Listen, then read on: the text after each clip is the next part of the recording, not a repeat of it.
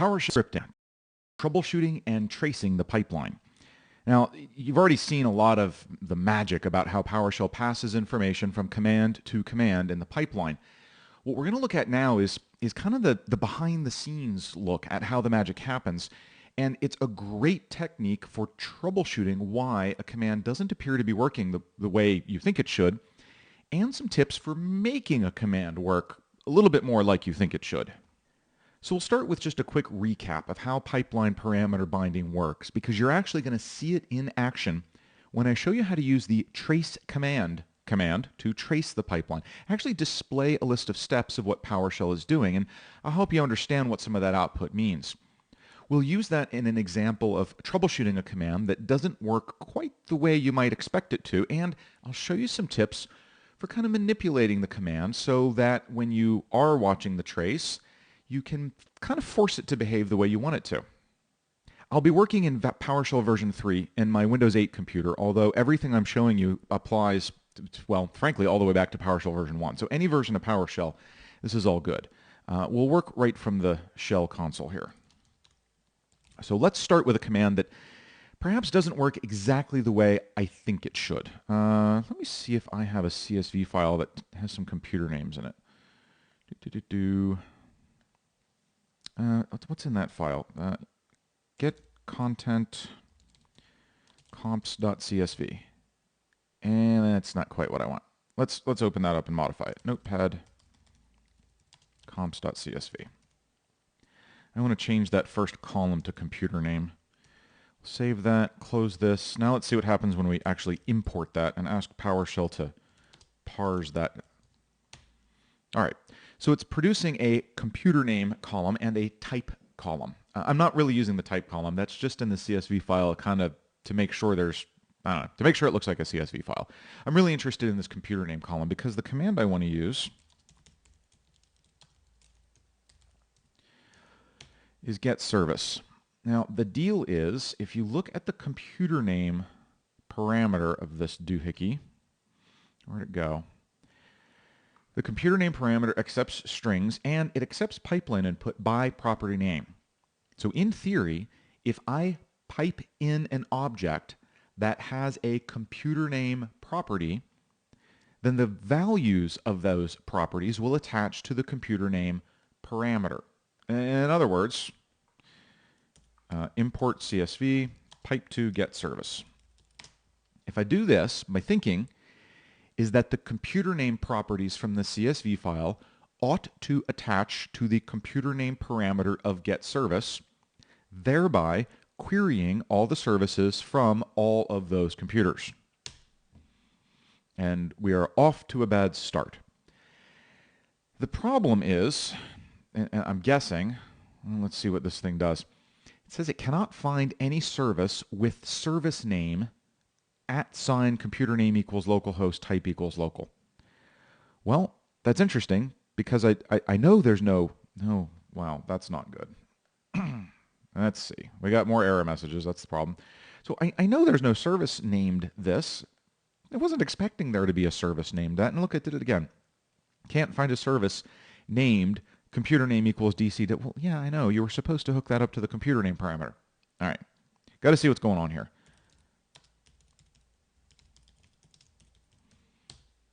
The trace command actually in this first example is going to give me exactly what I need. Stop scrolling. I think this is my mouse freaking out here. It's going to give me the exact example, the exact command I need. So here's what we're going to do. I'm going to do trace command name. I really don't need metadata and commandlet. I really just want to look at parameter binding. And by only including that, it's going to reduce the amount of output this thing spews on the screen. And there's already a lot of spew. So this will help make it a little bit more approachable for us. You're more than welcome to experiment with this, though, and see the difference when you run it with metadata and commandlet as well. But we'll have it output to PS host. The expression is where you give it the command that you want to trace. So I'm going to put import CSV. It's the same command I just did. Comps, c comps.csv. Now there's something to be aware of here. It is actually going to run the command. So if you ever need to troubleshoot a command that is potentially doing something dangerous, be aware that you are actually going to run the command. So don't run this thinking, oh, it's just going to test the command. No, it's really going to run it. Just be careful of that. Now, when I hit enter, this is going to spew a lot of stuff on the screen. Don't sweat it. We're going to dig into each line. I'll scroll back, but it's going to be a lot. There we go. Okay, all the way back up to the top. And let's walk through all the way to the top. Yeah, a lot of stuff. Let's walk through what this is doing. Okay. The first thing this is doing, this is telling me how PowerShell is attempting to attach information to the parameters of these different commands. The first thing it's doing is I'm going to try and bind named command line arguments to import CSV. Well, if you look at my use of import CSV, I don't have any named command lines. I didn't type any parameter names. Okay, well, that would explain why we quickly move on to the next step, which is bind positional. Now that I did, I included this positionally. So I put that value in the first position. Let's see what it did with it. I bound the argument c comps.csv to the parameter path.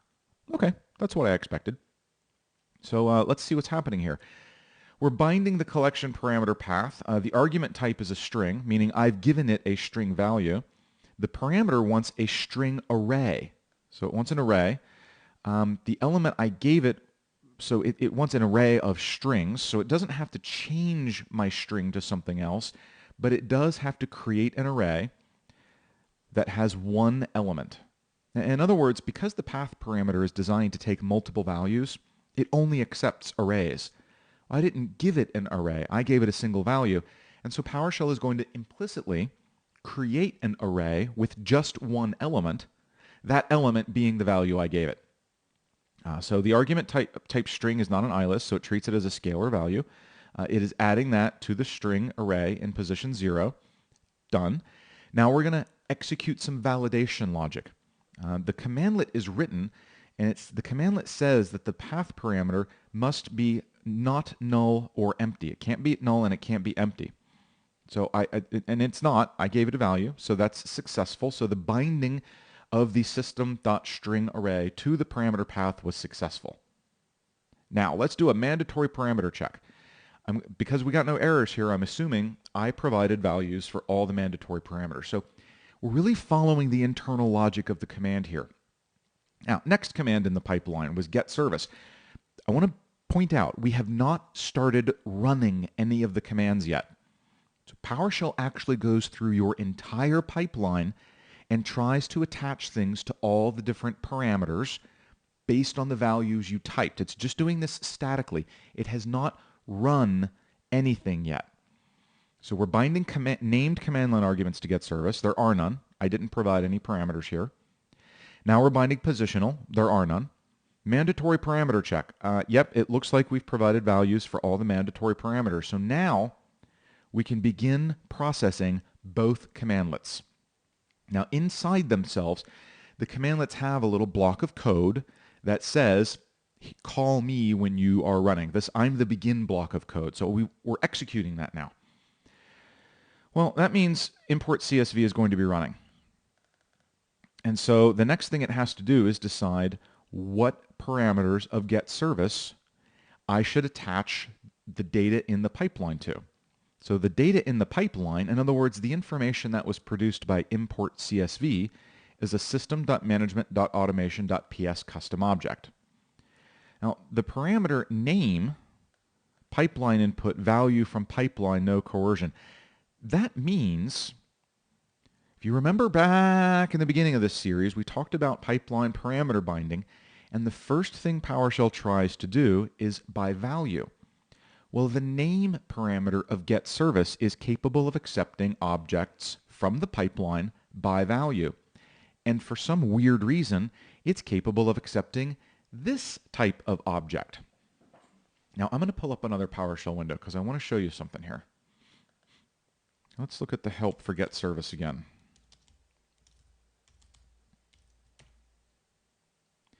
If we look at the name parameter, here it is. It says it accepts strings. It can accept one or more strings from the pipeline by value. Now this is what PowerShell always tries first. When I ran import CSV though, oops, that's in the C directory. All right, when we ran that, it produces objects of the type PS custom object. Well, that's what we saw. A PS custom object is not a string. However,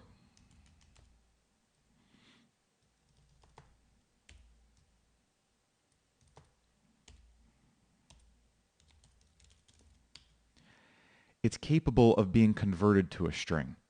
And so what PowerShell is doing is converting those PS custom objects to a string so that it can attach them to the name parameter. And that's why I'm going to scroll down just a little so we can see the error message that's being produced. There it is. Oops. This is the string representation of a PS custom object. So because the PS custom object is so readily made into a string, PowerShell is willing to attach it to the name parameter. Now, where was I? Begin mandatory parameter check. Oh, I think I went too far. I think I went way too far back. Okay, begin processing, begin processing. We're binding the input from the pipeline to the name parameter. I bound this. Here's the argument. Here's the string that I attached to the name parameter. So I bound the argument type PS object. The name wants an array. There's only one object in the pipeline at a time, so it's going to create an array that has one element. It's going to attach it to the name parameter. And there we go. So the parameter computer name pipeline input bound localhost. See, it bound localhost to computer name. So it is kind of attaching it by property name as well. You can see here, parameter name value from pipeline by property name. It's also considering by property name the computer name parameter. It bound localhost to that, but it had already bound this. So that is the name that it's looking for. At this point, we can really skip the rest of it because we know the problem is that this parameter, this pipeline object, is being attached to the name parameter here. So how can we stop it from happening? Let me show you a little trick.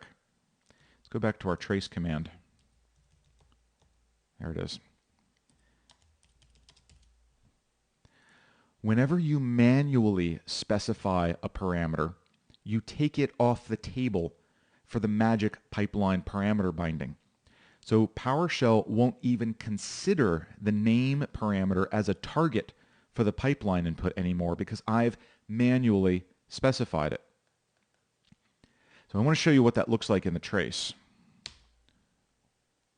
Run. There we go. Okay. We got some output there, so that was working. That's good. Let's go back and see why we got that output. All right, the first part of this is going to look the same. We're binding name command line arguments of import CSV, then positional arguments. That's where our path parameter gets bound. Yada, yada, yada, yada, yada, yada, yada. Mandatory parameter check. Now, we're starting with named command line arguments for get service. There is one. I'll bind the argument asterisk to the parameter name. Now, name wants an array, so I have to create an array with one item, creating an array with element type string and one item. The parameter and the argument I provided is the type that the parameter wants, so no coercion is needed. I'm adding that as element 0 in the array. Binding to the name successful. Let's look at the positional parameters. There were none. Mandatory parameter check passed. Now we'll start executing the commandlets. Now I've got to attach this pipeline object. So the import CSV, put stuff in the pipeline. I got to attach it to get service. What am I going to do? Well, name is no longer on the table. So I'll switch to by property name mode, and I will just attach the computer name property. So I'm binding the argument localhost to the parameter computer name. Once an array, creating an array with one element, adding it. Binding was successful. Successful in capital letters. Passed the mandatory parameter check. And it's going to run through this a couple of times. Here's the next computer, dc.lab.pri, and we'll pass the parameter check for that one. Here's client. That's the third element. We pass for that one. And then we call end processing. So we're done running the command, and that's when you see the output. So let's run that again, just in the shell, name star. So I get my output that way. So the whole idea with trace command is an opportunity to see where PowerShell is actually taking stuff from command A and what it is attaching it to on command B. And knowing that you can manually specify something to take it off the table for parameter binding can force PowerShell to do what you want it to do. So it's a really great set of techniques. It's worth playing with. It's used kind of just getting used to seeing that output. It can definitely take a little bit of reading, a little bit of getting used to, but it's a skill worth practicing, I think.